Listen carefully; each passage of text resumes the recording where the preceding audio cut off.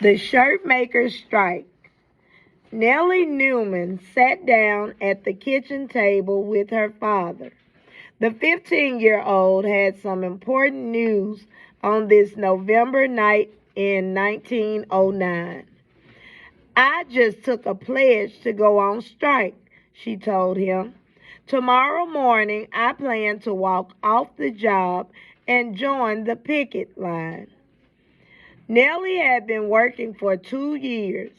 Ever since her mother got sick at the age of 13, Nellie had dropped out of school. She took over her mother's job at the shirt factory. Her pay was still low, only $5 a week for 65 hours of work. "If you go on strike, you could lose that job for good," her father said, shaking his head. Nellie understood her father's concern.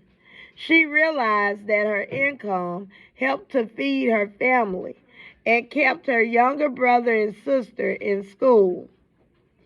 "I know it'll be hard while I'm on strike," she said, "but if we win, I'll make more money in the long run. I'll have shorter hours, too." Nellie's father scowled and shook his head again, but he didn't forbid her to join the strike. The next morning, Nellie met her co-workers outside the factory building in Lower Manhattan. Factory workers crowded the city sidewalks, waving posters and chanting. By noon, thousands of workers had joined the strike. Some strikers handed out leaflets to passersby. New York City police officers lined up nearby. Paragraph 8. A shout went up from the picket line near the factory entrance. Some workers Nellie had never seen before entered the building. The owners were trying to break their strike by hiring new workers. The strikers called to the new hires to join the picket line. Most of them hurried into the factory.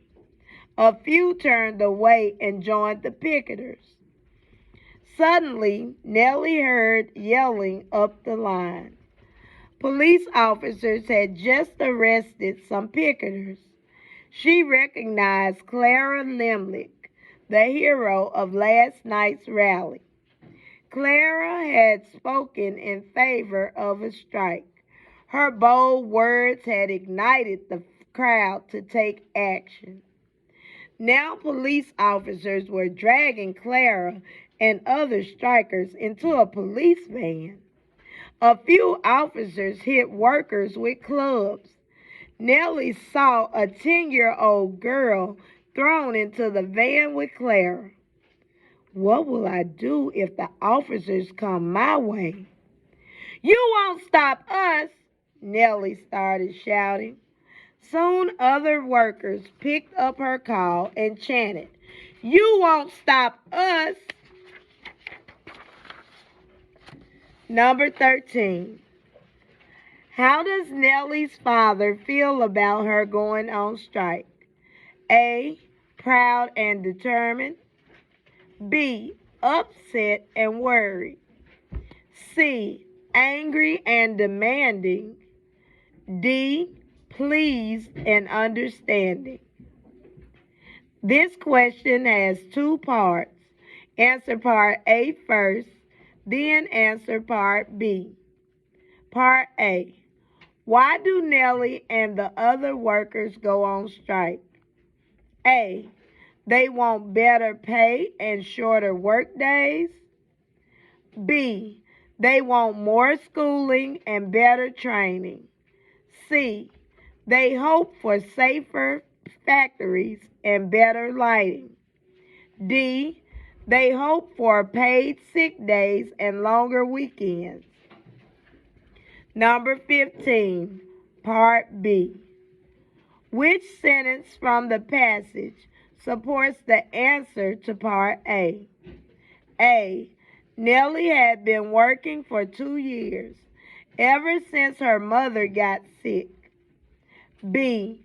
At the age of 13, Nellie had dropped out of school. C.